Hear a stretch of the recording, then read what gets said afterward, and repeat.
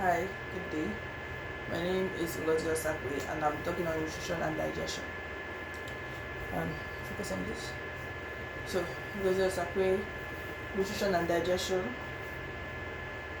Basically, this just give our hard work. So now, this is the image of the digestive system. As you can see, the digestive system begins with the mouth, over to the pharynx. Begins with the mouth, goes over to the pharynx, the esophagus, to the stomach. So our small intestine, just this little zigzag on the inside is a small intestine. So our large intestine to the rectum, to the anus. So we begin at the top, the mouth. The mouth is the beginning of this contains teeth for grinding and salivary gland for lubricating our food Go out to the next slide. So now this is the entry point. This is the entry point of our digestive system, the alimentary canal. This is the entry point and the beginning of the alimentary canal, also known as the digestive system. So the mouth contains teeth, salivary gland, our tongue as well. The teeth is used to grind the food. Salivary gland releases saliva. This saliva also contains some enzymes as well, which begins digestion of a lot of fats and carbohydrates. It also contains the tongue. The tongue is a muscle. It helps roll the food, shape it in a ball, or moves about in teeth for easy grinding and chewing. Then after that, we move over to the pharynx. The pharynx, this is the throat basically. It's a part of digestive system where air from the nose and food passes through before going down to the esophagus. Go back to that. So if you look here, before the esophagus, you've got, this is the pharynx, this is the larynx, which originally goes to the lungs for air, and this is the esophagus for food. Now, just over here, there's also the uvula, which separates the nose tree, the vestibular, soft palate, and hard palate. This separates the nose tree from the the nasal cavity from the mouth cavity. When you swallow food, the uvula goes up and seals there, so food doesn't go in there. And also when you swallow, this part called the epiglottis, it seals as well, so food doesn't go in here, it goes straight to the esophagus. Now the esophagus, this is the long tube. Move over to the next clip. The esophagus, this is the long tube which the food travels to the stomach. This is the long tube which the food travels to the stomach. If the esophagus, how the food travels is through pulsating. The esophagus pulsates and pushes the food down to our stomach. Now the stomach. This lies at the upside of the abdomen, and the organ stores food mostly with digestive fluids, and this is a mistake. It's 90% of digestion. So the stomach is a muscle basically. It keeps contracting and relaxing, contracting and releasing. It does this to grind the food, mix it up with gastric acid, which it produces in the stomach, and helps break down the food particles further. The gastric fluid is contained mainly of pepsin, and pepsin is an enzyme which digests proteins. Not only does it contain pepsin, it also contains lipase, amylase, HCl, and other enzymes as well. So after that, according to a diagram, we've got, after stomach, we move over to the liver. Now the liver, this lies on the other side of our digestive system. It produces bile. Liver It produces bile, which emulsifies fat. It also cleanses the blood, which cleanses blood with new nutrients absorbed. So the liver detoxifies the body, and what it produces is bile, which is stored in the gallbladder. As you can see, that's the next one we're going to, the gallbladder. This organ serves as a storage bag for the bile which the liver produces. So the gallbladder is just it's usually green in color over here. It's usually green in color because the bile it produces is yellowish green. So when the liver detoxifies the body and all that, it directly sends this over to the gallbladder. The gallbladder is connected over here at the duodenum, and it releases the bile into here. This bile digests the fats. It breaks down the fat for our digestion. After that, we move over to the pancreas. This is the pancreas. This is the leaf-shaped organ that is located also connected to the duodenum. The organ is responsible for the secretion of more enzymes into the small intestine to aid the breakdown of food particles for the absorption into the body. So the pancreas, it's responsible for the releasing more enzymes into the body, and it helps digest food that's written here. But this pancreas doesn't only do that. It also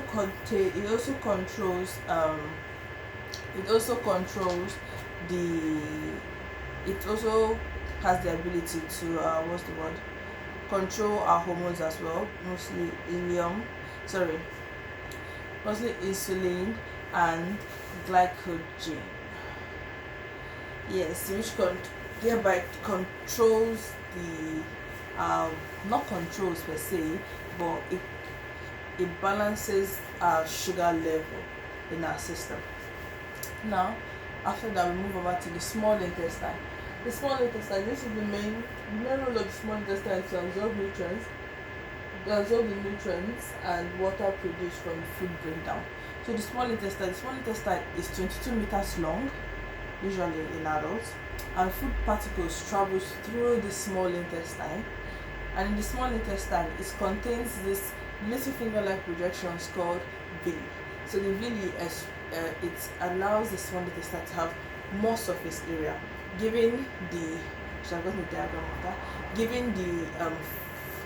food enough surface area to absorb further nutrients. Okay. Yeah, it increases and it boosts nutrient absorption and nutrient absorption as well. Then after that, we move over to the large intestine. Okay, the large intestine, this is where water molecules, vitamins, and undigested nutrients are absorbed back into the body. So this large intestine basically does the same job as the small intestine. But when food is not properly absorbed by the small intestine, it goes over to the large intestine. But at this point, it is chine, so it's very wet and fluidy. So the large intestine, its main role is to absorb more water back into the body from the chine, making the chine more solid from the feces, and then also absorb nutrients as well. Then we go over to the rectum. After food has been absorbed by the small intestine and large intestine, the feces is stored in the rectum. This is the storage house for the feces which the body needs to expel. So then this rectum stores this, and then when it's full, it goes over to the anus, which is the exit point of our body. So when it's full, a signal is sent to the brain, and then that's when you feel the urge to use the toilet. Now, over to the next slide. Description of the histology of stomach, duodenum, and duodenum as well. So now, first thing, we'll start with the stomach. As you can see here, the stomach is made up of mainly 3 layers. It's made up of 4 layers. the mucosa, the submucosa, the muscular externia, and the I know it's going to be difficult to say, and the serosa. Now the duodenum, if you look at this, the duodenum also has this, but as you can see, it's lacking the serosis. So it's got the mucosa, submucosa, and muscular externia. We have the circular layer and the longitudinal layer, and then we move over to the ileum, which is located just below the duodenum. As you can see, contains just about the same thing: mucosa, submucosa, muscular externia, and it has this serosis as well. I believe the duodenum also has the serosis, but I formed the table showing the differences between all these. Now, we begin with the stomach. The mucosa, this produces the digestive acid of the body, and it produces digestive acid in the body, while those of the duodenum, its main job is to absorb nutrients and neutralize the stomach acid, while the ileum's own is mainly absorption of nutrients and of vitamins and bile. The submucosa supports digestion in the stomach, supports digestion by helping the stomach contract and release acid. This one will protect the lining from acid and help digestion and help digestion enzymes to work. While the ileum, it supports immune defense and nutrition. The mucosa, this is the strongest among all three.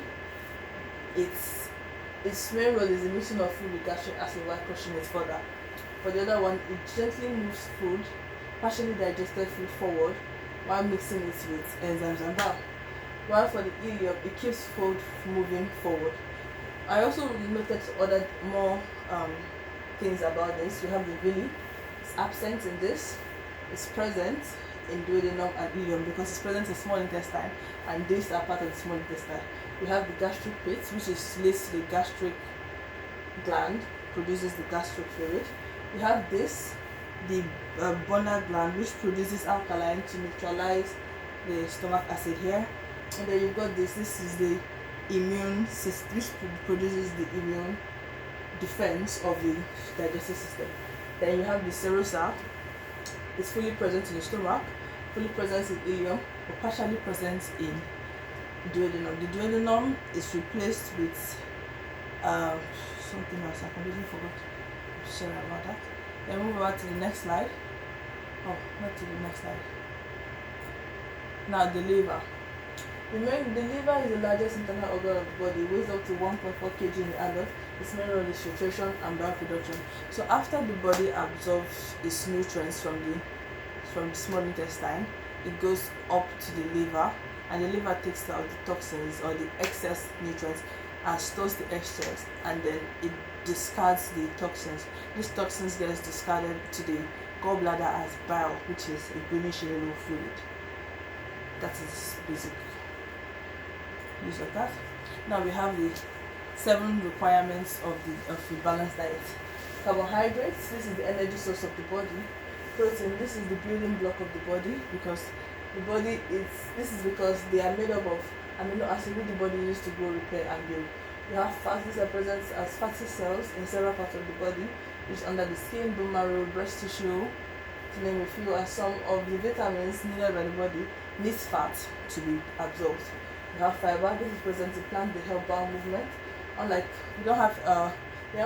herbivores, humans lack the enzyme which allow the body to digest fiber. Therefore, it passes through the body undigested. They have vitamins present in many forms and found in both plants and animals. They are organic, by the way, and they are also essential to body function and development by supporting cell growth, boosting immune strength, and all that. Vitamins, they are also present in many forms, can be found in both animals and plants, but unlike vitamins, these are non-organic. So animals and plants do not produce them, but instead they are absorbed from the ground. You have water. It's a known fact that human body is 60% water on average. Water is essential in every aspect of the body. It is 90% of our blood, 83% of the lung. Water helps nutrients nutrients to carry nutrients from the blood, antibodies, and all cells. It also helps in digestion, respiration, and many more. Now, move over to the description of the effect of digestive imbalance. Digestive imbalance refers to when the body either has too much or too little of the essential nutrients in the body. Although some nutrients and minerals are required in small amount, that is trace minerals or micro minerals, the body still needs as well as a complete lack of them would affect the body as a whole, and it's important that we eat a balanced meal as often as possible. There are several causes. You have poor diet, limited diet, the lifestyle given our current age and time, age, medication, and digestive problem. Now these are common examples. You have anemia, which is lack of red blood cell, obesity, too much fat and carbs. Kwashiorkor, this is a lack of protein. Often affects children. It's described by the large head and big stomach. You have night blindness. You have rickets, which is like the bowing of the leg of children. Now, according to UCHW, this is an article published in 2019-2022. Quick modernization and the sedentary lifestyle has contributed to our inability to consume healthy foods and consume healthy meals and a decrease in energy expenditure. Okay, so basically, according to UCHW, they released an article called Healthy Diets, and it was published on 20th April 2022. Now I'll read it out. Quick modernization and a statutory lifestyle has contributed to our inability to consume healthy meals and has contributed to a decrease in energy expenditure, meaning how often we expel our energy. We now consume more processed foods, which is high in energy, fat, and sugar, and digestive consumption is affected by a lot these days, including finances, personal choice, beliefs, geographical environment, or even your family, depending on your culture, lots of limitations. It's WHO recommends that we consume as adults, we consume at least 400 grams of fruits and vegetables daily, keep fats to 30% of our total energy consumption. We also keep sugar to less than 10%, and we also keep our salt to less than 50 grams. We are also advised to replace unhealthy cooking habits, such as replacing fries. We are also replacing fries with boiled potato or baked potato. We also advised to use healthy oils like olive oils, canola oil, sunflower oil, and much more.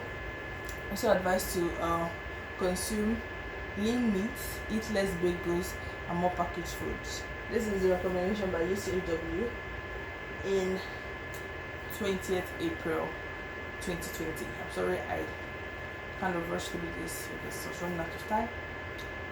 And now my references. So I've referenced every single diagram used in this picture, including my histology and my reference. I've also referenced dietary recommendation by WHO at the bottom, and everything else. So I'll be sending my PowerPoint along with my video, and I'll attach it to my submission. Thank you very much. My name is Ngozi Osakwe, and this has been my presentation.